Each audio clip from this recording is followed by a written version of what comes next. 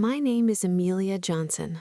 I'm 28 years old, and while most people see a successful architect, to my own family, I've always been invisible, until the moment they realized exactly what was inside the box I brought home. The Connecticut wind didn't just blow, it bit. It felt like needles against my cheeks as I hauled my suitcase out of the trunk of my sensible, salt-stained SUV. My blonde hair was a mess, whipped around my face in tangled golden threads, but I didn't bother fixing it. In this driveway, surrounded by Caleb's pristine black Range Rover and the sleek silver Porsche belonging to Tiffany's fiancé, Brad, I was already the eyesore. I looked up at the Johnson estate. It was a sprawling colonial, white-painted brick and dark shutters looking every bit like a postcard for old money. To the world, it was a symbol of stability. To me, it was a house built on secrets I had spent the last 2 years desperately trying to bury under stacks of wire transfers. Inside, the air smelled of expensive Fraser fur and the cloying floral scent of my mother's favorite French perfume. The heat was cranked up so high it made my skin prickle. "Amelia, you're finally here!" My mother, Margaret, called out from the top of the grand staircase. She didn't come down to hug me. She never did. She just adjusted her silk scarf, her eyes scanning me with the precision of a diamond grater. "You look tired, dear. Chicago clearly doesn't have a decent spa." "It's good to see you too, Mom," I said, my voice sounding flat even to my own ears. "Put your bags in the small guest room at the end of the hall. The blue suite is reserved for Brad and Tiffany," she directed, already turning away to check a floral arrangement. "And do hurry. The legacy brunch starts in an hour, and I won't have you looking like you just crawled out of a drafting office." I stood in the foyer, my fingers still numb from the cold, clutching the handle of my bag. From the living room, I heard the rhythmic thud-thud of a bass line and the high-pitched melodic laugh of my sister, Tiffany. "Caleb, stop! You're going to spill the mimosa!" she shrieked playfully. I walked toward the sound. The room was a sea of cream-colored velvet and gold accents. Tiffany was draped across a sofa like a silk ribbon, her hand resting on Brad's shoulder.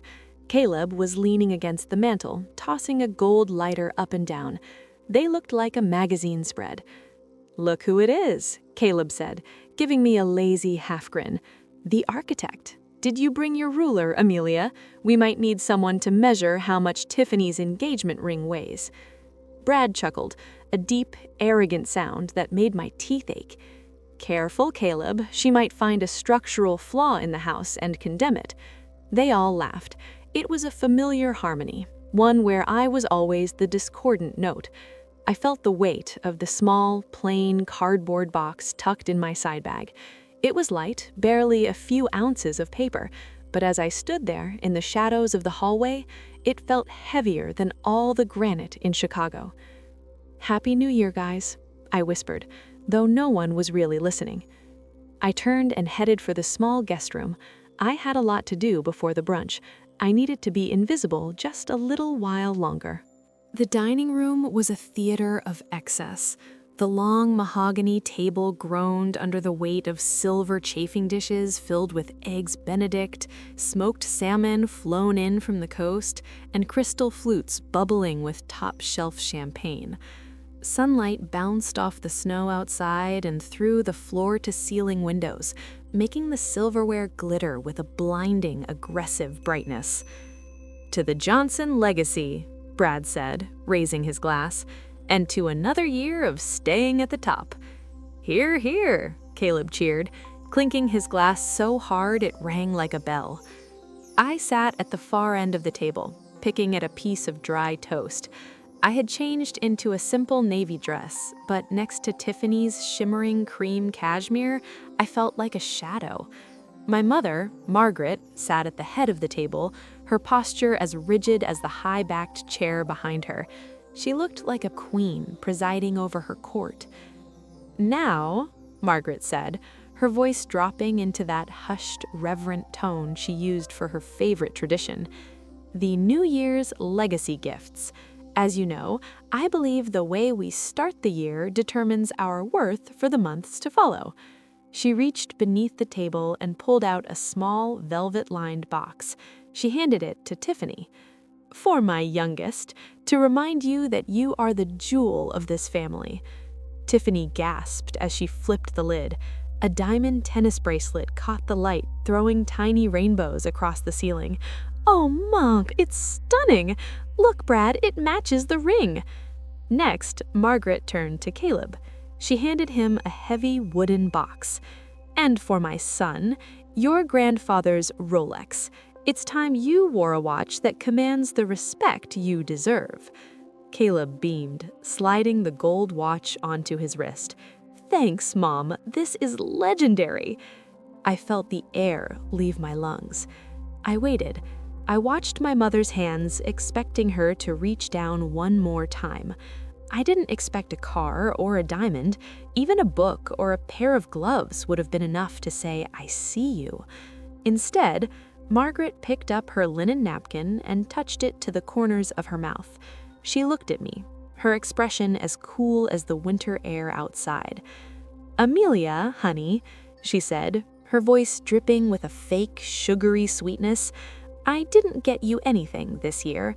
I mean, you're so independent and successful in Chicago with your little career. I figured you didn't really need anything from me. You're always so self-sufficient, aren't you?" The table went silent for a heartbeat. Then Tiffany giggled. "She's right, Amelia. You'd probably just exchange whatever Mom got you for a new drafting table or something. Boring.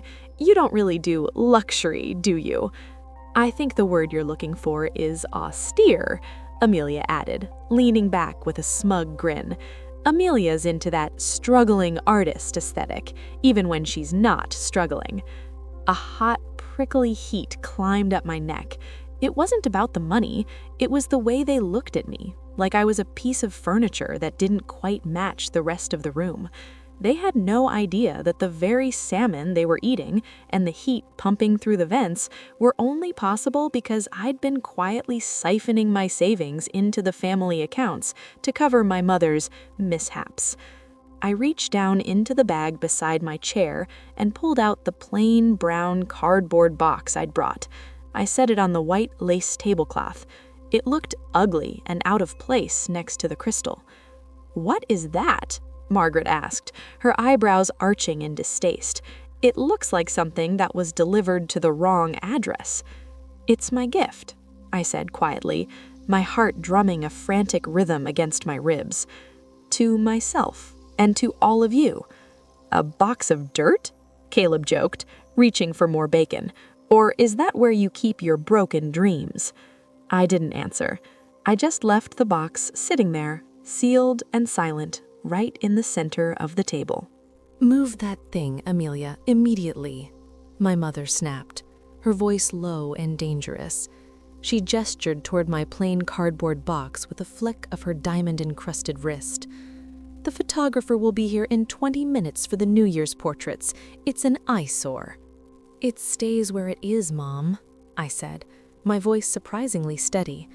I took a slow sip of water, watching her through the rim of my glass. "Don't be difficult. It's New Year's," Tiffany chimed in, admiring the way her new bracelet caught the light. "You're ruining the aesthetic of the room. Just put your little project back in your room." I didn't budge. My refusal hung in the air like a sudden drop in temperature. Margaret's eyes narrowed, but before she could escalate, the doorbell rang. The first wave of guests, the wealthy, the influential, and the judgmental, had arrived. "Fine," Margaret hissed, leaning in close so only I could hear. "If you're going to be a stubborn child, then make yourself useful. The catering team is down 2 servers because of the snowstorm. Put on an apron and help with the hors d'oeuvres. Since you're so independent, I'm sure you won't mind earning your keep for the day." It was a calculated insult, a way to put me back in the servant role she felt I belonged in. I looked at the table, then at the box, and then at her. "Sure, Mom, I'll help." For the next 2 hours, I was a ghost in my own childhood home. I carried silver trays laden with miniature quiches and bacon-wrapped dates. I moved through groups of men in tailored blazers and women in fur stoles, their conversations a blur of stock market tips and vacation spots. No one looked at me. To them, I was just a blonde girl in a navy dress and a white apron, a nameless part of the service staff. The smell of the food began to turn my stomach. The heat of the kitchen and the constant noise of the party were suffocating.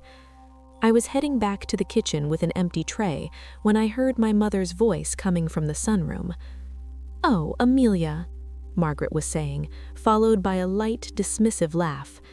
I stopped in the shadows of the hallway, the heavy silver tray pressed against my chest.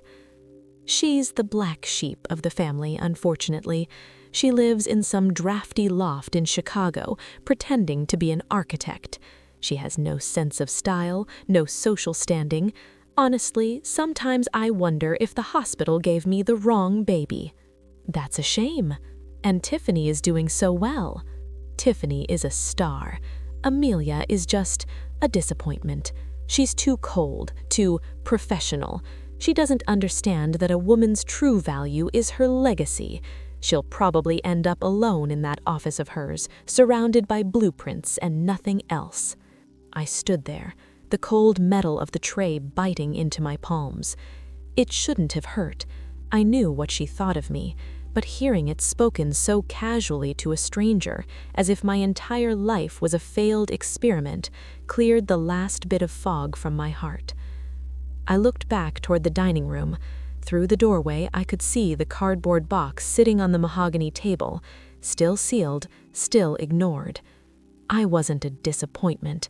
I was the only thing standing between them and the street, and it was time they realized that legacy wasn't something you inherited, it was something you earned. I set the tray down on a side table, untied the apron, and let it fall to the floor. The champagne was flowing faster now, the bubbles rising in thin, vertical lines, like the countdown to a disaster. I walked back into the grand living room, no longer carrying a tray, no longer keeping my head down.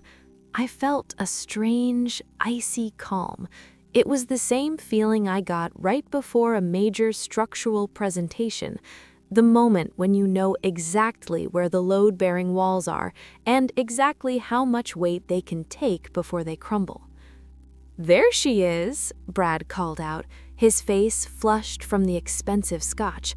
"The world's most overqualified waitress. Where's my refill, Amelia?" Caleb laughed, adjusting his Rolex. "Give her a break, Brad. She's probably tired from all that independence she's been doing." I ignored them. I walked straight to the mahogany table where my plain brown box sat like a silent judge. "Attention, everyone!" Margaret's voice rang out, cutting through the chatter. She stood at the center of the room, holding a crystal flute high. The guests quieted, turning their polished faces toward her. "As the sun sets on the first day of the year, I want to thank you all for being part of the Johnson legacy. We've faced challenges, but like this house, we stand firm. To family, to success, and to the traditions that define us." "To the Johnsons," the crowd echoed. As the clinking of glass faded, I stepped forward. "I'd like to add to that toast, Mom." Margaret's smile didn't reach her eyes. It twitched, a tiny crack in her porcelain mask. "Amelia, dear, this isn't really the time for one of your speeches." "Actually, it's the perfect time," I said, my voice carrying to the back of the room. I felt every eye on me, Tiffany's judgmental squint, Brad's smirk, the curious stares of the socialites. "You talked about legacy and tradition. You talked about how this house stands firm, but you forgot to mention what's holding it up." I walked to the table and placed my hand on the cardboard box. "You told everyone today that I'm the independent one who doesn't need anything, that I'm the disappointment who lives in a drafty loft," I said, looking directly at my mother.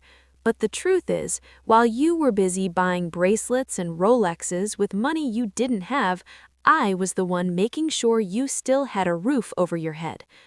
"Amelia, stop this nonsense at once," Amelia hissed, her face turning a blotchy red. "You're embarrassing yourself. Take that ugly box and leave." "You want to talk about the box, Mom? Fine, let's talk about it." I pushed the box across the table until it bumped against her crystal glass. "Go ahead, open it. Since you're so fond of legacy gifts, think of this as mine to you." "I am not opening a shipping box in front of my guests," she snapped. "Then I'll do it for you." I didn't need a knife. I had pulled the tape just enough earlier so that with one firm tug, the flaps flew open. I reached in and pulled out a thick stack of manila folders bound by heavy clips. I didn't hand them to her. I spread them across the table, over the lace, over the spilled crumbs of her expensive brunch. "What is this?" Caleb asked, leaning in, his brow furrowing as he read the bold black headers. "Notice of default? Foreclosure? What the hell is a quitclaim deed?" The room went deathly silent. The only sound was the wind howling against the windows, trying to get in. The silence was so heavy, it felt like it was pressing the air out of the room. Margaret's hand, still clutching the crystal flute, began to tremble. The champagne sloshed against the glass, a tiny, frantic tide. This is a joke," she managed to whisper, though the color had completely drained from her face, leaving her makeup looking like a mask of cracked porcelain. "A cruel, tasteless joke. Amelia, I don't know where you got these forged papers, but—" "They aren't forged, Mom. Look at the signatures," I said, my voice as cold and sharp as a winter morning. I pointed to the bottom of the top sheet. "That's the bank's seal, and that's your signature on the original loan modification you tried to hide 3 years ago." Tiffany leaned over, her diamond bracelet clattering against the wood. Her eyes scanned the documents, widening with every line. "Final notice of sale? Mom, what does this mean? It says the house was scheduled for auction last month." "It means," I said, stepping closer to the center of the room, "that while you were all picking out luxury cars and vintage watches, the ground was literally being sold from under your feet. Dad didn't leave a legacy, he left a mountain of debt and a series of bad investments that Mom tried to fix by taking out private loans she couldn't afford." The guests were no longer just watching, they were leaning in, their faces a mix of horror and morbid fascination. The perfect Johnson family was dissolving in front of them, one legal document at a time. "I didn't just find these," I continued, looking at Caleb, whose hand had reflexively covered his new Rolex. "For 2 years, I've been living in that drafty loft because every spare cent I made designing skyscrapers went into an escrow account to keep the bank from padlocking this front door. I thought I was helping. I thought if I saved the house, I'd finally be worth something to you." Margaret finally dropped the glass. It didn't shatter on the thick rug. It just fell with a dull thud, spilling champagne like a puddle of wasted gold. You paid it?" she gasped, a glimmer of her usual entitlement returning to her eyes. "Well, then it's fine. You're a Johnson, Amelia. It was your duty to protect our home. We can move past this embarrassment." She actually tried to smile at the guests, a terrifying, desperate expression. "You see, my daughter is just a bit dramatic. The house is safe." "The house is safe," I agreed, a slow smile spreading across my face. It wasn't a kind smile. "It isn't yours." I flipped to the very last page of the stack, the Quitclaim Deed, stamped and notarized by the state of Connecticut. I didn't just pay off the debt, Mom. I bought the mortgage from the private equity firm that was about to seize it. I didn't save the Johnson legacy. I bought the Johnson estate. Every brick, every piece of silver, and every inch of this snowy land. I looked around the room, meeting the stunned gazes of my siblings and the man who had called me a waitress. As of 8 o'clock this morning, I said clearly, I am the sole owner of this property, and the independent daughter is officially the landlord. The silence that followed was different now. It wasn't the silence of shock. It was the heavy, suffocating silence of a social execution. The guests, the very people my mother had spent decades trying to impress, began to shuffle toward the door. They didn't offer New Year's wishes. They didn't say goodbye. They simply vanished into the foyer, grabbing their furs and coats in a desperate rush to escape the wreckage of the Johnson name. Within minutes, the grand living room was empty of everyone except family. The smell of spilled champagne was sour now, hanging in the air like a bad omen. "Amelia," Margaret started, her voice trembling. She took a step toward me, reaching out a hand that was usually steady, but was now shaking so violently her rings rattled. "Sweetheart, you've clearly worked very hard. This is a wonderful surprise. We can go to the study, call the lawyers, and get the deed put back into the family trust properly." "The family trust is empty, Mom," I said, stepping back so her hand fell into empty air. I checked. "You spent it all. And no, the deed stays exactly where it is, in my name." "You can't be serious," Caleb barked, his face turning a deep, angry purple. He gripped his grandfather's Rolex as if it were a weapon. "This is our house. You can't just walk in here with a cardboard box and tell us we don't own our own bedrooms." "Actually, Caleb, that's exactly what I can do," I replied. I felt a strange sense of lightness, as if the weight I'd been carrying for years had finally shifted onto their shoulders. "The bank doesn't care about your bedroom.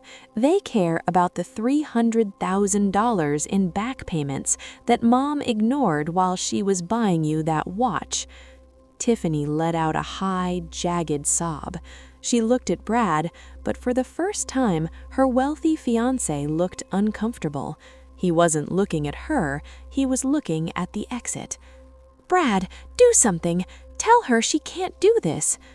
Brad cleared his throat, shifting his weight. "Actually, Tiffany, if the deed is in her name, it's her property.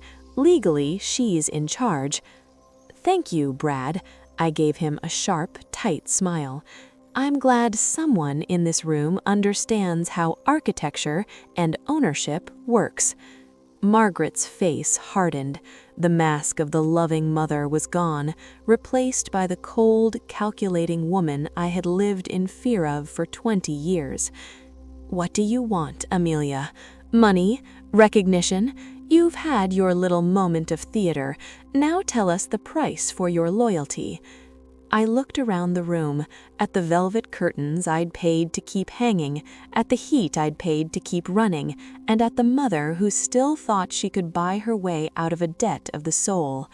"My loyalty isn't for sale, Mom," I said, "because I don't owe you any. But since you're so fond of legacy gifts, let's talk about yours. You gave everyone a gift today except me. You treated me like I didn't exist." I walked to the table and picked up the deed, clutching it to my chest. "Well, starting tomorrow, the invisible daughter becomes the landlord, and my first order of business is setting the rent." "Rent?" Margaret whispered the word as if it were a foreign profanity. She sank into one of the cream-colored chairs, her movements stiff, like a clockwork doll running out of tension. "You're going to charge your own mother rent to live in her own home?" "It's not your home, Margaret," I said, dropping the mom like a heavy stone. It's an asset, and right now it's an asset that's bleeding money because of your legacy lifestyle. I turned to Tiffany and Caleb. They were standing together now, a united front of indignation and fear. Caleb was still clutching his wrist, his thumb tracing the gold links of the Rolex as if he could anchor himself to his old life through the weight of the metal. "Here are the terms," I said, my voice echoing in the now empty ballroom. "I'm moving my architectural firm, Johnson Design, into the West Wing. This house is no longer a social club, it's a place of business. If you want to stay in your rooms, you will contribute. I'm not paying the property taxes, the heating, or the landscaping for people who pretend I don't exist." "I don't have that kind of money," Tiffany wailed, her hand shaking so hard the diamond tennis bracelet clattered against her skin. "Brad and I were planning a spring wedding in Paris. Every cent I have is tied up in the deposits." "Then I suggest you call the florist and the caterer and ask for a refund," I said flatly. I pointed to her wrist. "Or better yet, sell that bracelet. According to the appraisal papers I found in Mom's desk, that's worth at least $25,000. That should cover your rent for the next year." Tiffany's jaw dropped. She looked at the diamonds as if they had suddenly turned into lead. "And you, Caleb," I said, turning to my brother, "that watch isn't just a family heirloom anymore. It's a security deposit. You haven't held a job in 3 years. Either you find one by the end of the month, or you sell the Rolex to pay for the electricity you're currently using to glare at me." "You're a monster," Caleb spat, but there was no heat in it, only the hollow realization that his golden boy status had no currency here. Brad, who had been hovering near the door, finally spoke up. "Amelia, look, this is a bit extreme, don't you think? There has to be a way to settle this without liquidating the family's dignity." I looked at Brad, the man who had laughed while I served him drinks. "Dignity is something you earn by paying your bills, Brad. Since you're so concerned, feel free to write me a check for the January mortgage. If not, the door is right behind you. I believe your Porsche is blocked in by my sensible SUV. I'll move it when I'm ready." Brad looked at Tiffany, then at Margaret, and then at the door. He didn't say another word. He just turned and walked out, the heavy oak door clicking shut with a finality that made Tiffany collapse into a fresh fit of sobbing. Margaret looked up at me then. The fire was gone from her eyes, replaced by a cold, hard desperation. "You really hate us that much?" "I don't hate you, Margaret. Hate takes energy. I've spent all my energy for 2 years just keeping you afloat. Today, I'm just balancing the books. The invisible daughter is finally making herself heard, and the first thing she's saying is, 'The free ride is over.'" I picked up my cardboard box, now empty of its papers, but filled with the weight of my new reality, and headed toward the stairs. "The first of the month is tomorrow. I expect the first checks on the kitchen island by noon. If not, I'll have the locks changed by sunset." The morning of January 2nd arrived with a clarity that only a New England winter can provide. The sky was a sharp, biting blue, and the sun, reflecting off the snow, was so bright it felt like a fresh start. I woke up in the small guest room, the room Margaret had chosen for me because I was independent. I didn't feel like a guest anymore. I felt like the foundation. I walked down the grand staircase, my boots clicking rhythmically against the polished wood. The house was quiet. The frantic energy of the party had evaporated, leaving behind a cold, hollow stillness. In the kitchen, I found Margaret sitting at the island, a single cup of black coffee in front of her. She wasn't wearing her pearls. Without them, she looked smaller, older, just a woman in a house that no longer belonged to her. "Caleb is looking for a job," she said, her voice raspy. "He called an old friend of your father's this morning. And Tiffany, she's at the jeweler. She's selling the bracelet." I poured myself a cup of coffee. The steam rose in a gentle swirl, warming my face. "It's a good start, Margaret." "Is this really what you wanted, Amelia?" she asked, finally looking up at me. to see your family broken, to see us groveling. I didn't break this family, I said, leaning against the counter. The debt broke it. The lies broke it. All I did was buy the pieces before the bank threw them away. I'm not asking you to grovel. I'm asking you to be honest for the first time in your life. I set a business card on the counter next to her coffee. It was my Chicago firm's card, but I had handwritten a new address on the back: the Johnson Estate, West Wing.